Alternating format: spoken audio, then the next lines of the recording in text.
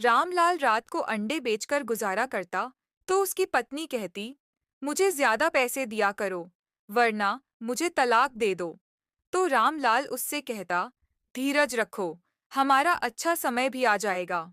लेकिन एक दिन उसकी पत्नी छोटे छोटे बच्चों को छोड़कर किसी के साथ भाग गई। तो रामलाल बच्चों को फुटपाथ पर बैठाकर मजदूरी करने लगा और धीरे धीरे उसके बच्चे पढ़ने लगे। भगवान का करम हुआ तो बच्चे पढ़ लिख कर डॉक्टर बन गए और उन्होंने अपने अस्पताल के उद्घाटन के लिए रामलाल को बुलाया। रामलाल पत्नी को याद करके रोने लगा कि काश वो धैर्य रखती कि तभी अचानक उसकी नज़र सफाई वाली पर पड़ी। उसे देखकर उसके होश उड़ गए क्योंकि वो रात 300 बजे का समय था। रामलाल ने अपने घर की गली में कदम रखा तो वहां बैठा एक आवारा कुत्ता भौंकने लगा। थकन से रामलाल का बुरा हाल था और सर्दी से पैर कांप रहे थे। घर जाते ही गर्म रजाई में सोने का ख्याल उसके पैरों को तेज कर गया। घर के दरवाजे पर पहुंचकर उसने जेब से चाबी निकाली और बगैर आहट किए दरवाजा खोलने लगा। शोर नहीं करता, कहीं शांति जाग न जाए। रामलाल ने धीरे से दरवाजा खोलकर अंदर चला गया। अंदर खामोशी थी, छोटा सा घर सन्नाटे में डूबा हुआ था। रामलाल ने अंडों की खाली बाल्टी किचन में रखी। आज जेब में 300 रुपए जमा हो गए थे। धीरे से कमरे का दरवाजा खोलकर रामलाल अंदर गया, लेकिन अगले ही पल ठिठक गया क्योंकि सामने ही दीवार से टेक लगाए उसकी पत्नी बैठी थी। अरे, तुम अभी तक जाग रही हो? रामलाल को हैरत हुई थी। वो जल्दी से जाकर उसके पास बैठ गया। देखो, आज पूरे RS 300 जमा हुए हैं। रामलाल ने पैसे निकालकर उसके सामने किए। शांति। कुछ पल तक तो वो 300 रुपए हाथ में लिए देखती रही और फिर एकदम उसने वो रुपए उठाकर सामने जमीन पर पटक दिए। नहीं चाहिए मुझे तुम्हारे ये 300 रुपए। तुम्हें पता है, मेरी सहेली शिखा की शादी तय हो गई है। लड़का बड़ा बिजनेसमैन है। वो मुझे आज अपनी शादी का कार्ड देने आई थी। 2 दिन बाद उसकी शादी है। मेहंदी, फेरे, रिसेप्शन, तीनों दिन जाना है मुझे और मेरे पास पहनने के लिए एक ढंग का जोड़ा तक नहीं है। तुम्हारे इन RS 300 से मैं क्या जोड़ा खरीदूंगी? शांति अचानक मुंह पर हाथ रखकर फूट फूट कर रोने लगी। रामलाल कुछ पल तो उसे देखता रहा, फिर उसने आगे बढ़कर इतनी ठंड में कमाए हुए अपने RS 300 उठा लिए। चिंता मत करो शांति, मैं तुम्हें कपड़े दिला दूंगा। कल मैं ज्यादा मेहनत करूंगा, तुम्हारी एक साड़ी की व्यवस्था हो ही जाएगी। रामलाल की बात पर शांति अचानक फट पड़ी। कितनी मेहनत कर लोगे तुम? जितना मर्जी। तुम ये अंडे बेच लो, इनसे मेरा खर्चा पूरा नहीं हो सकता। मुझे अच्छे और महंगे कपड़े चाहिए। जहां से मर्जी पैसों की व्यवस्था करो। वो मुंह मोड़कर लेट गई थी। उसकी सिसकियों की आवाजें आ रही थीं। रामलाल के दिल को कुछ होने लगा। वो शांति से बहुत प्यार करता था। वो परिवार की सबसे सुंदर लड़की थी। उसके माँ बाप का देहांत हो गया था। चाचा ने उसे पाला था।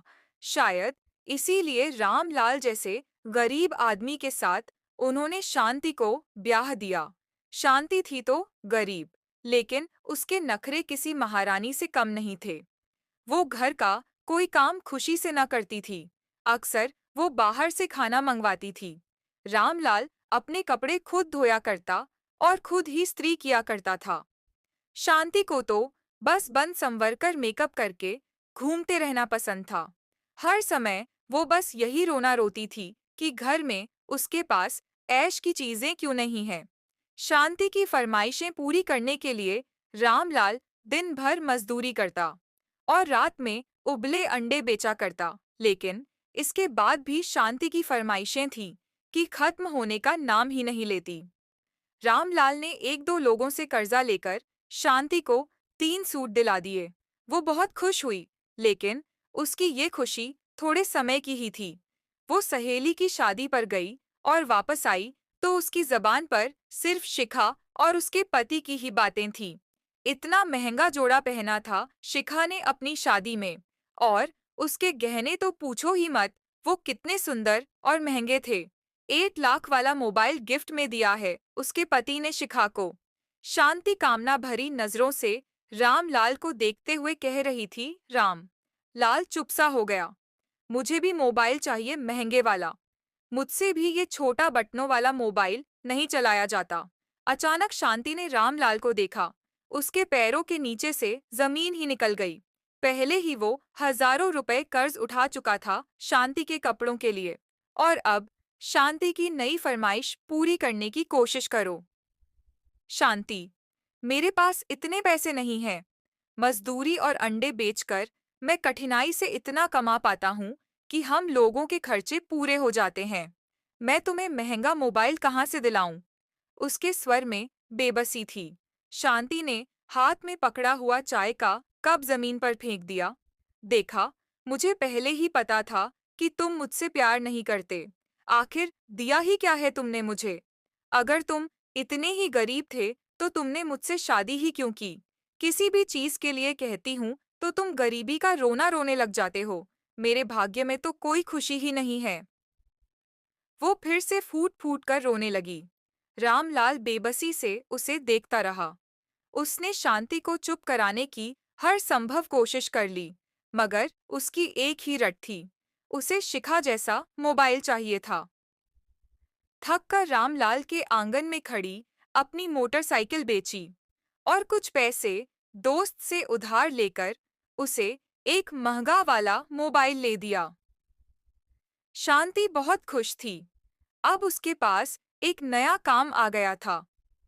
दिन भर तैयार होती, मेकअप करती और महंगे मोबाइल से अपनी फोटो खींचती रहती। रामलाल मजदूरी से थका हारा घर आता तो खाना तक न बना होता। वो उससे खाना मांगता तो शांति एकदम शोर मचा देती।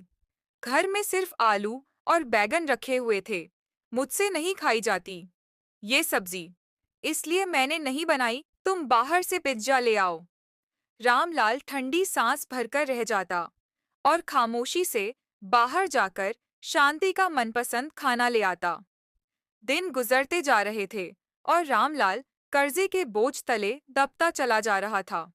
हालांकि वो जी तोड़ मेहनत करता था। रात 3 साढ़े 3 बजे तक घर आता।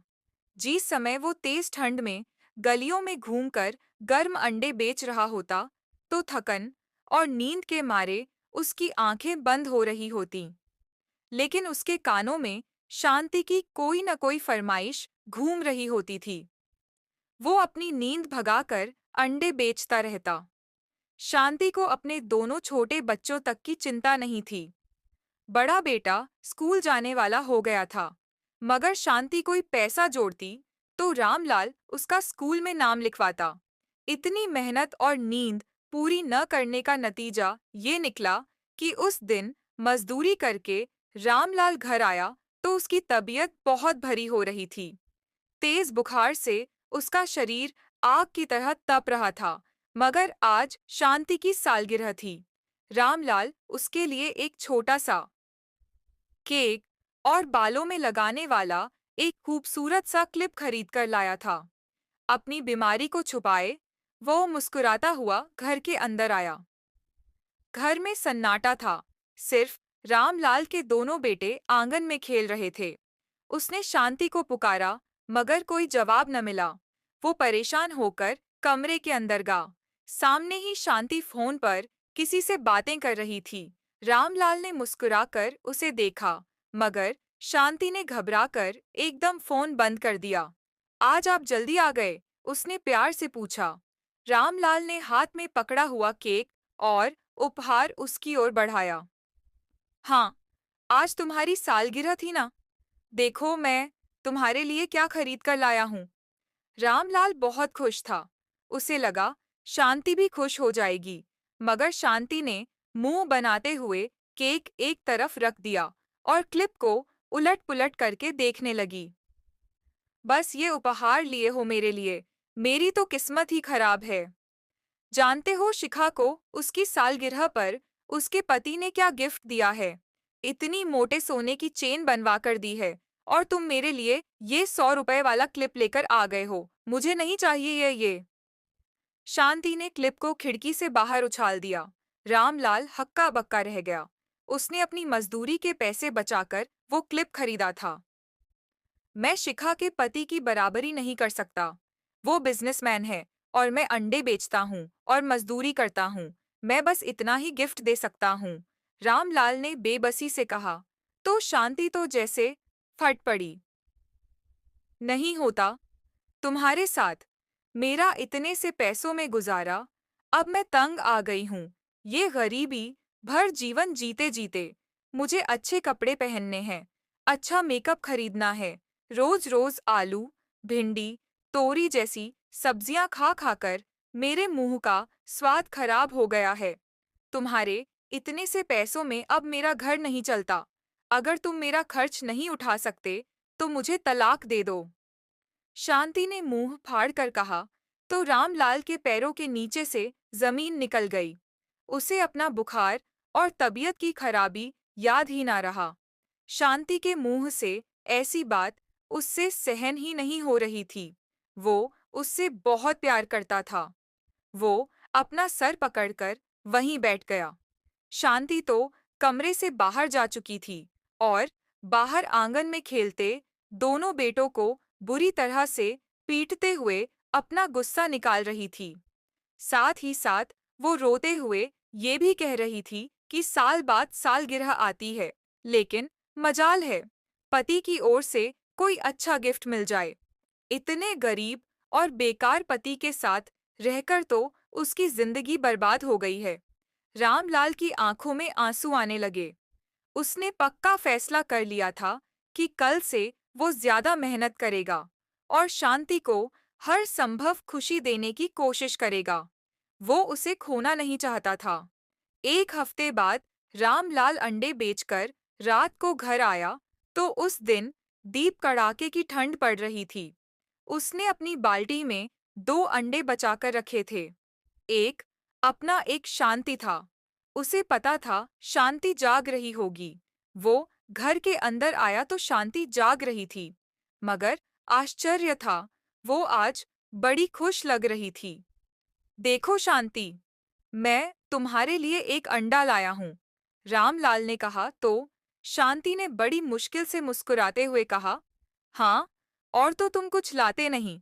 चलो, एक अंडा ही खिला दो। रामलाल ने अनसुना कर दिया और अंडा छीलकर उसके सामने प्लेट में रख दिया। वो शांति से बातें करने लगा। शांति बस हूँ हाँ में जवाब दे रही थी, मगर किसी बात को सोच सोच कर वो बार बार मुस्कुरा रही थी। वो आज पहले से भी कहीं ज्यादा सुंदर लग रही थी। रामलाल ने उसका हाथ पकड़ा तो शांति ने अपना हाथ खींच लिया और तभी रामलाल चौंक गया। शांति के गले में सोने की मोटी सी चैन झूल रही थी। ये क्या है? ये चेन तुम्हें कहाँ से मिली? रामलाल ने कांपते हाथों से शांति की चेन पर उंगली फेरी। वो अचानक यूं घबरा गई जैसे किसी ने उसकी चोरी पकड़ ली हो। उसके चेहरे का रंग उड़ गया, लेकिन अगले ही पल उसने खुद को संभाल लिया। वो ये चैन मुझे मेरी सहेली शिखा ने दी है। मैंने उसे बताया था कि मुझे सोने की चेन बहुत पसंद है, मगर तुम्हारे पास इतने पैसे नहीं होते कि मुझे चेन दिला सको, इसलिए उसने मेरे लिए चेन बनवा दी है। अब वो तो बहुत अमीर है ना, उसका पति बहुत ज्यादा पैसे कमाता है, तो उसे क्या फर्क पड़ता है? वो एक चेन बनाए या 10, रामलाल खामोश सा हो गया। उसे अच्छा नहीं लगा था कि शांति ने किसी और से सोने की ये चैन ली थी। मैंने तुमसे वादा किया था कि मैं तुम्हें चेन बनवा दूंगा। तुम्हें शिखा से नहीं लेनी चाहिए थी, रामलाल ने दबे दबे स्वर में कहा। लेकिन शांति को अचानक गुस्सा आ गया। वो यूं ही छोटी बातों पर रामलाल पर गुस्सा कर जाती थी। मुझे पता है कि तुम्हारे पास अगले 50 सालों में भी इतने पैसे जमा नहीं होंगे कि तुम मुझे सोने की चेन दिला सको। इसलिए अगर मैंने अपनी खुशी पूरी कर ही ली है, तो भगवान के लिए उसे नजर मत लगाओ। वो एकदम उठी और जाने लगी। रामलाल घबरा गया। नहीं नहीं, कोई बात नहीं, तुमने ले लिया है गिफ्ट तो अच्छी बात है। अब यहाँ बैठो, कहाँ जा रही हो? रामलाल ने शांति का हाथ पकड़ा, मगर वो नाराज हो चुकी थी। दोबारा से रामलाल का हाथ झटक कर वो सोने के लिए लेट गई। रामलाल उसकी पीठ को घूरता रहा और फिर थक कर खुद भी सोने के लिए लेट गया। एक रात रामलाल के अंडे जल्दी बिक गए। वो समय से थोड़ा पहले घर की ओर चल पड़ा। अपनी गली की नुक्कड़ पर पहुंचते ही वो एकदम से चौंका। कोई साया सा उसकी दीवार से कूदकर बाहर निकला था। रामलाल के पसीने छूट गए कि कहीं कोई चोर तो घर में नहीं चला गया था। शांति घर में अकेली थी। उसकी सबसे कीमती दौलत तो वही थी। वो तेजी से दौड़ाता हुआ घर में आया। दरवाजा अंदर से बंद था। उसने जोर से दरवाजा पीट डाला, शांति शांति, मगर दरवाजा किसी ने न खोला। अब तो रामलाल बहुत परेशान हो गया। उसने कांपते हाथों से जेब से चाबी निकाली और दरवाजा खोलकर अंदर गया। घर में खामोशी थी। परेशान सूरत लिए रामलाल कमरे के अंदर गया। दोनों बच्चे गहरी नींद सो रहे थे। सामने ही शांति भी बेखबर सो रही थी। रामलाल लपक कर उसके पास गया। उसने उसका कंधा हिलाया और उठाया। शांति उठो, क्या घर में कोई आया था? शांति एकदम नींद से जागी और हैरान होते हुए कहने लगी, घर में किसने आना है? तुम ही आते हो रात के समय, और तुम तो अभी आए हो। वो अपनी आंखें मलते हुए कह रही थी। पता नहीं क्यों रामलाल को ऐसा लगा जैसे वो नींद से नहीं जागी, बल्कि वो पहले से ही जाग रही थी। रामलाल परेशान सा हो गया था। उसने पूरे घर को देखा, कोई चीज चोरी नहीं हुई थी, और वैसे भी ऐसा कीमती था ही क्या चोरी होता। मैंने किसी को बाहर कूदते हुए देखा था। मुझे लगा घर में कोई चोर आ गया हो। रामलाल ने कहा। तो शांति एकदम घबरा गई। किसने कूदना है घर से बाहर? और यहाँ कौन आएगा? चोरी करने के लिए फूटी कौड़ी तक तो है नहीं हमारे पास। फालतू में परेशान हो रहे हो, सो जाओ। चुप करके शांति ने गुस्से से कहा और खुद सोने के लिए लेट गई। कई सोचों ने रामलाल का घेरा था, मगर फिर भी वह सोने के लिए लेट गया। पता नहीं क्यों उसे लग रहा था जैसे कमरे में किसी जेंट्स परफ्यूम की महक आ रही है, मगर उसने अपने दिमाग को झटका और आंखें बंद करके सोने की कोशिश करने लगा। अगले दिन वो सुबह मजदूरी पर जाने लगा तो पड़ोस के चाचा ने उसे रोक लिया। सिर्फ पैसे कमाने पर ही ध्यान मत रख रामलाल, अपने घर पर भी ध्यान दे। आंखों की खुली रख। तेरे जाने के बाद में क्या होता है क्या नहीं, इस बात का भी कुछ पता लगा ले। चाचा की आवाज में चिंता थी। रामलाल को कुछ समझ न आया, मगर चाचा ने और कोई बात नहीं की थी और आगे बढ़ गए थे। रामलाल मजदूरी पर चला गया। दिन भर जान तोड़ मेहनत करने के बाद वो घर वापस आया। अभी उसे अंडे बेचने भी जाना था, लेकिन वो खुश था। आज उसे रोज की तुलना में ज्यादा पैसे मिले थे। उसने फैसला किया था कि वो कल शांति को ले जाकर उसकी पसंद की साड़ी दिलाएगा। वो घर में आया तो उसे एक झटका सा लगा। दोनों बच्चे आंगन में रोते हुए फिर रहे थे, गंदे कपड़े पहने हुए थे। लाम रसूल ने पूछा, तुम्हारी माँ कहाँ है? मगर दोनों बच्चे रोते हुए रामलाल से लिपट गए। पता नहीं माँ कहाँ है। बड़ा वाला बेटा 4 साल का हो रहा था, मगर उसकी हालत भी बुरी थी। रामलाल ने अंदर कमरों में देखा, वहां कोई नहीं था। वो हैरान हो गया। शांति तो इस समय कहीं नहीं जाया करती थी, शायद मोहल्ले में कहीं गई हो। रामलाल ने खुद से कहा और अलमारी खोलकर अपने लिए कपड़े निकालने लगा। लेकिन अगले पल उसे एक जोरदार झटका लगा। अलमारी में शांति के कपड़ों वाला हिस्सा खाली था। उसका दिल धक से रह गया। उसने जल्दी से शांति की बाकी चीजों को देखा। वहां उसकी चूड़ियां, मेकअप, ज्वेलरी कुछ भी नहीं था। रामलाल बौखलाकर बाहर निकला और तभी दरवाजे से पड़ोस वाले चाचा अंदर आए। तुझे कहा था रामलाल, अपने घर पर भी ध्यान दे। तेरी पत्नी आज एक बैग लेकर किसी आदमी के साथ जाती हुई दिखाई दी थी। मैं उसके पीछे भागा, लेकिन वो दोनों गाड़ी में बैठकर निकल गए। ये दोनों बच्चे घर में रो रहे थे। इससे मुझे अंदाजा हो गया कि वो घर से भाग गई है। रामलाल के तो होश उड़ गए थे। वो मान ही नहीं सकता था कि उसकी प्यारी पत्नी उसको छोड़कर किसी आदमी के साथ भाग गई है। वो वहीं जमीन पर बैठकर फूट फूट कर रोने लगा। दोनों बच्चे रोते हुए बाप के पास आ गए थे। बाप को इस तरह रोता देखकर वो दोनों भी सहम गए। चाचा ने आगे बढ़कर रामलाल के कंधे पर हाथ रखा और उसे तसल्ली दी। मगर रामलाल की तो दुनिया ही उजड़ चुकी थी। शांति उसे इतना बड़ा धोखा देगी और ये बात वो मान ही नहीं सकता था। वो एक बार फिर अंदर के कमरे में आया और तभी उसे टेबल पर रखा हुआ एक पत्र मिल गया। उस पर लिखा था, मेरे सामने एक लंबी जिंदगी पड़ी है। मैं ये सारी जिंदगी छोटी छोटी खुशियों के लिए तरस कर नहीं गुजार सकती। इसलिए मैं एक अमीर आदमी के साथ जा रही हूँ। रामलाल ने खत फाड़कर कूड़े के ढेर में फेंक दिया। वो शांति को भूल जाना चाहता था, मगर बहुत मुश्किल था। उसके दोनों बच्चे बहुत छोटे थे और इन्हें माँ की बेहद जरूरत थी। रामलाल अगर इनके साथ घर पर रहता तो पैसे कौन कमाता? उसे बच्चों का खर्चा तो पूरा ही करना था। ना चाहते हुए भी रामलाल ने कड़ा फैसला कर लिया। सर्दी के दिनों में वो अगली सुबह जागा तो उसने दोनों बच्चों को भी तैयार कर लिया। वो रोड पर मजदूरी करने के लिए बैठा तो दोनों बच्चे उसके साथ बैठ गए।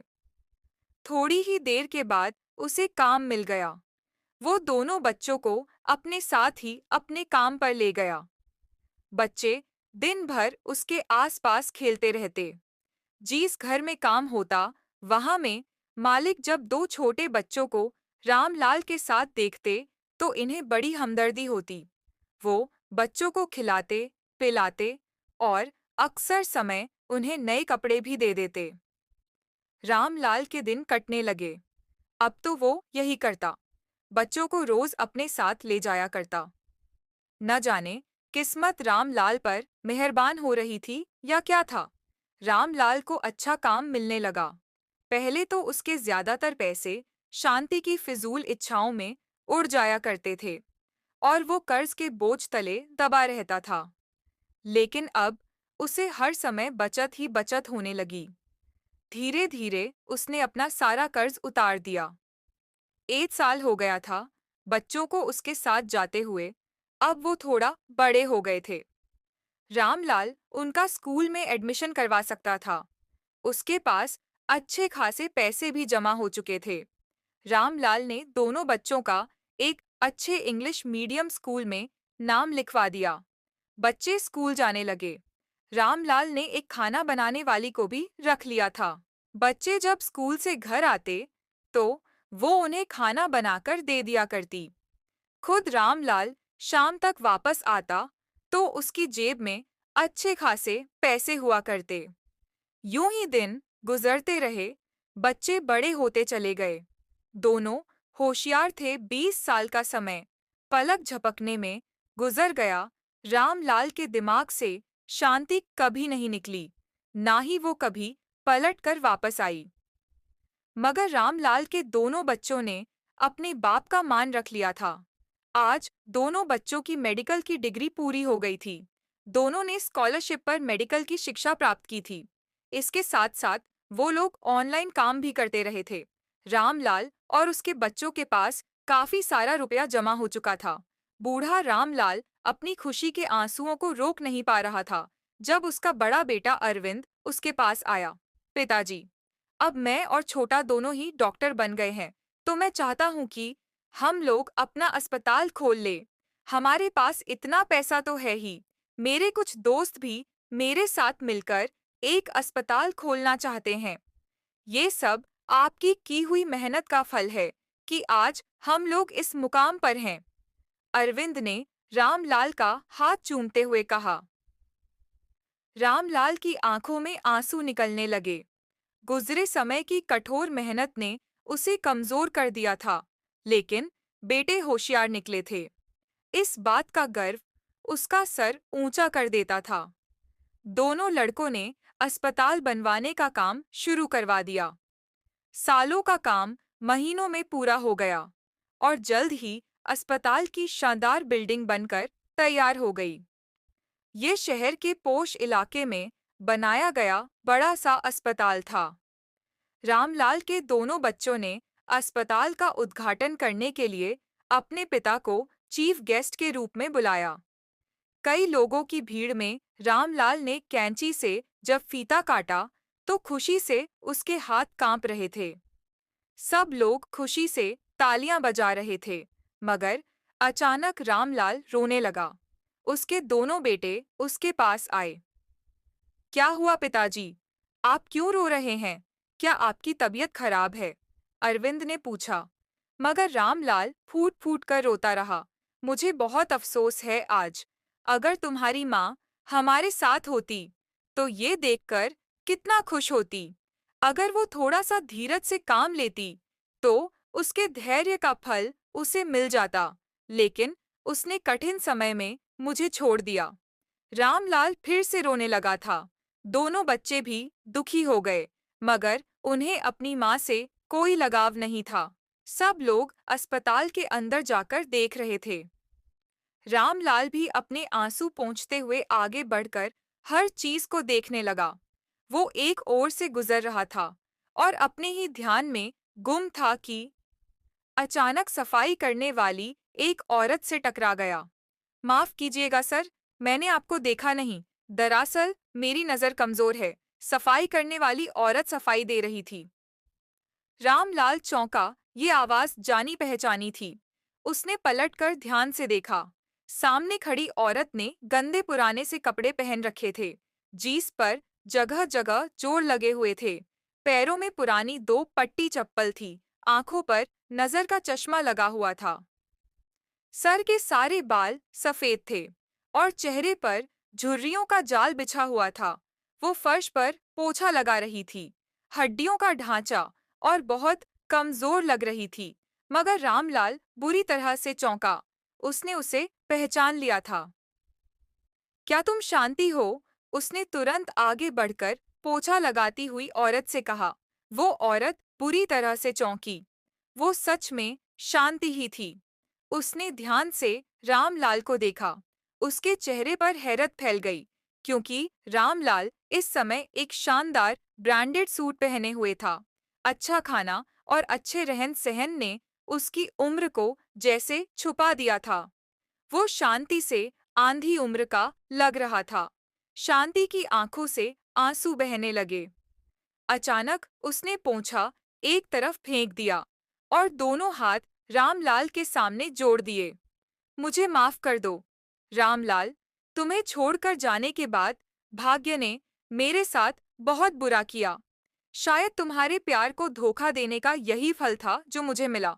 वो फूट फूट कर रोने लगी। रामलाल ने एक ठंडी सांस ली। शांति कह रही थी, मैं अपने जिस आशिक के साथ भागी, उसने मुझसे शादी करने का वादा किया था और ये भी कहा था कि कोर्ट से मुझे डाइवोर्स दिलवा देगा। कुछ दिन तो उसने मुझे होटल के कमरे में रखा और मुझसे खूब प्यार किया, लेकिन फिर एक दिन गायब हो गया। मैं बहुत परेशान हुई। मैंने बहुत दिनों तक उसका इंतजार किया। आखिरी एक दिन होटल वाले मुझसे आकर कमरे का किराया मांगने लगे। मैं बहुत परेशान थी। मैंने अपने सामान की तलाशी ली और मेरे तो होश उड़ गए, क्योंकि मेरे सामान में रखी सोने की वो कीमती चेन भी गायब हो चुकी थी, जो उसी ने मुझे दी थी। और उसे ले जाने वाला कोई और नहीं, बल्कि मेरा वही आशिक था। होटल वालों ने मुझे कमरे से निकाल दिया। मेरे पास रहने का और कोई ठिकाना तो था नहीं। मैंने सोचा कि वापस आ जाती हूँ। मैं जानती थी कि तुम मुझसे बहुत प्यार करते थे। मुझे विश्वास था तुम मुझे माफ कर दोगे। मैं होटल से निकली, रास्तों का पता नहीं था। यूं ही सड़कों पर घूमते हुए मैं अपने इलाके का पता पूछती रही। शायद मेरी सुंदरता के कारण किसी ने मुझे नजर में रख लिया और यूं ही सड़कों पर घूमते हुए अचानक किसी ने मेरा अपहरण कर लिया, जिसने मुझे अगवा किया था। उसने मुझे एक कोठे पर ले जाकर बेच दिया। काफी समय तक मैं वहां पर मजबूर रही और जब उन्हें एक अच्छा खरीदार मिला तो उन्होंने मुझे उसके हाथ बेच डाला।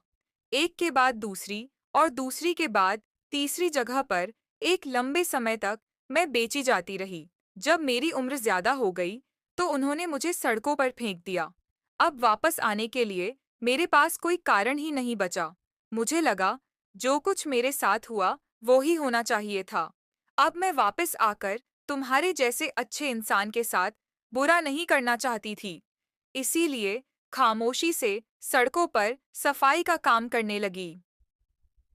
इस अस्पताल में काम मिला तो मुझे नहीं पता था कि ये मेरे बच्चों का अस्पताल है। ये सब मेरा अपना किया धारा है कि मेरे बच्चे एक शानदार अस्पताल के मालिक हैं और मैं सड़कों पर झाड़ू लगाती हूँ और एक झोपड़ी में रहती हूँ। शांति की बात सुनकर रामलाल को बहुत दुख हुआ था। शांति अपने बच्चों का पूछ रही थी, मेरे बच्चे अब कैसे हैं? वो दोनों तो बड़े हो गए होंगे, मैं उनसे मिलना चाहती हूँ। दोनों बहुत बड़े डॉक्टर बन गए हैं। मैंने सुना है सब लोग उनकी बहुत तारीफ कर रहे थे। रामलाल के दिल में शांति के लिए कोई हमदर्दी नहीं थी, मगर उसने अपने दोनों बेटों को बुलाया और उनकी माँ से मिलवा दिया। शांति फूट फूट कर रोने लगी और सबसे माफिया मांगने लगी।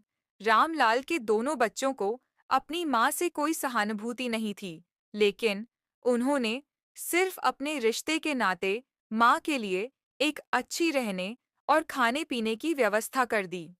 रामलाल ने उसे माफ कर दिया था, लेकिन वो दोबारा कभी उसकी शक्ल भी नहीं देखना चाहता था, क्योंकि जो औरत बुरे दिनों में साथ ना दे, अच्छे दिनों में भी साथ रहने का उसका कोई अधिकार नहीं बनता।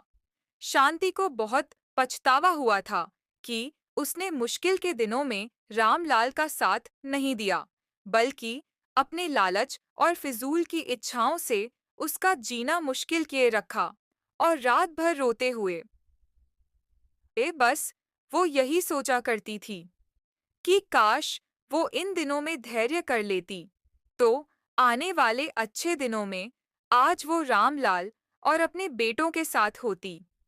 मगर वो अभागी थी, जिसने अपने हाथों से फूलों भरे रास्ते को छोड़कर एक कांटों भरी दलदल को चुना था। तो दोस्तों, इस कहानी को लेकर आपकी क्या राय है कमेंट बॉक्स में ज़रूर बताएं। और अगर आपको हमारी आज की कहानी अच्छी लगी हो, तो प्लीज़ लाइक ज़रूर करें। अगर आपने अभी तक हमारे चैनल को सब्सक्राइब नहीं किया, तो ज़रूर कर लीजिए। तो मिलते हैं ऐसी ही एक और मोटिवेशनल कहानी के साथ। Thanks for watching.